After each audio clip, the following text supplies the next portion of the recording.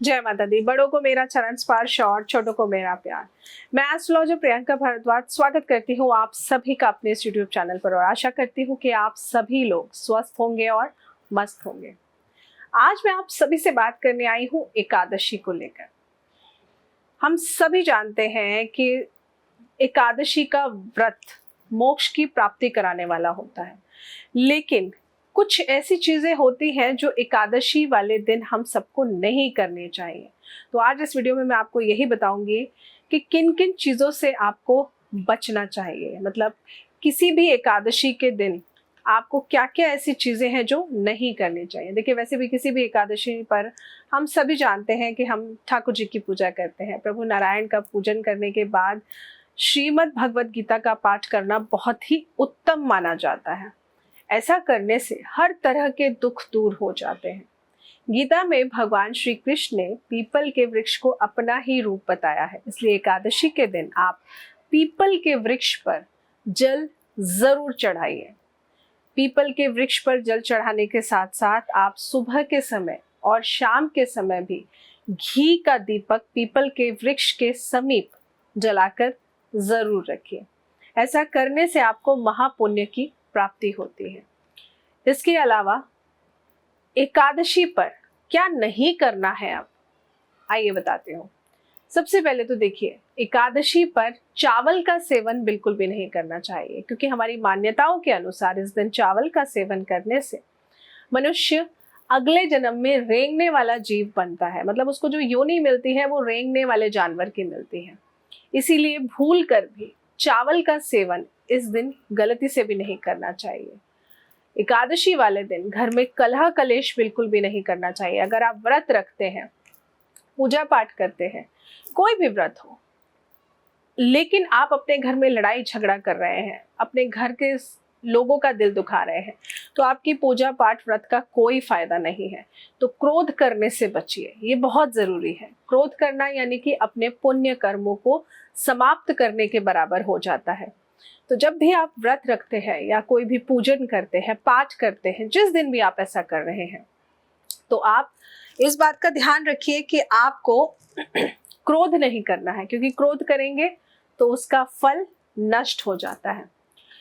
एकादशी वाले दिन खास तौर से ऐसा कहा जाता है कि मौन व्रत रखना बहुत उत्तम होता है। मौन व्रत का अर्थ यानी कि जितनी देर आप शांत चित्त से चुप रहेंगे, उतनी देर आप पूरे हृदय और सच्ची भावना के साथ प्रभु से जुड़े रहेंगे।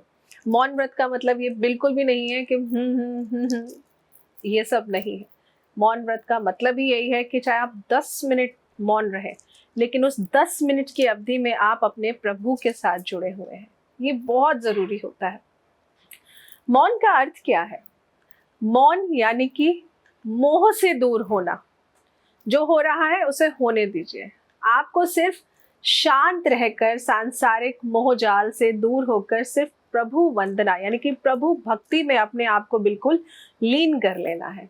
इसीलिए आप आज ही एक नियम बनाइए कि जब भी आप एकादशी का व्रत रखते हैं या कोई भी व्रत रखते हैं, तो आप 5 से 10 मिनट का मौन व्रत उसमें जरूर रखिए। और ऐसा मैं इसलिए कह रही हूँ क्योंकि मौन रहकर हम ज्यादा प्रभु में लीन रहेंगे, मोह माया से दूर रह सकते हैं। इससे हमारे पाप कर्म कम हो जाते हैं। पाप कर्मों के फलों का अंत होता ही है और मृत्यु के बाद नारकीय दंड से भी मुक्ति मिल जाती है। इसलिए मौन रहने को कोशिश पूरी करिए कि जिस दिन भी आप व्रत रखें, थोड़ी देर के लिए मौन जरूर रखिए। ऐसा करने से आपके व्रत का फल दुगना मिलता है आपको।